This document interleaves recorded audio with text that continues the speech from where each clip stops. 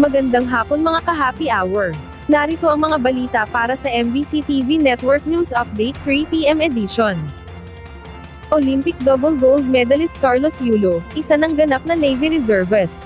Opisyal ng kinumisyon ng Philippine Navy ang Olympic double gold medalist na si Carlos Yulo, bilang reservist nito. Sa isinagawang commissioning kahapon sa Jose Andrade Naval Base sa lungsod ng Maynila, iginawad kay Yulo ang ranggo bilang Petty Officer First Class. Sa kanyang talumpati, sinabi ni Yulo na hindi nito inaasahan sa kanyang buhay ang pagkakatalaga sa kanya bilang isang naval reservist. Ipinabatid naman ni Navy Flag Officer in Command Toribio Adasi Jr. na tiwala siyang makakasama si Kaloy sa hanay ng mga individual na nag-alay ng kanyang sarili para sa bayan, gaya ng kanyang naipamala sa mundo ng palakasan.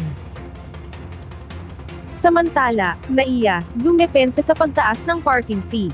Dumepensa ang pamunuan ng Ninoy Aquino International Airport o NAIA, sa pagpapatupad nila ng taas presyo sa mga parking fee. Ayon sa NAIA Infrastructure Corporation o NNIC, na ang parking fee sa mga kotse ay magiging 50 pesos kada oras mula sa dating 40 pesos, habang ang overnight parking ay naging 1,200 pesos mula sa dating 300 pesos.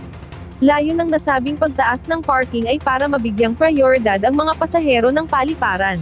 Mula kasi noon ay inaabuso ng karamihan ang murang parking fee, kaya nahihirapan ang mga pasahero ng paliparan na makahanap ng paradahan ng kanilang mga sasakyan.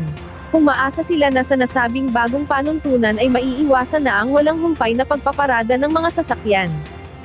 At yan ang mga balita para sa MBC TV Network News Update 3 PM edition. Abangan ang mga susunod na balitaan mamaya, para sa 4 PM edition.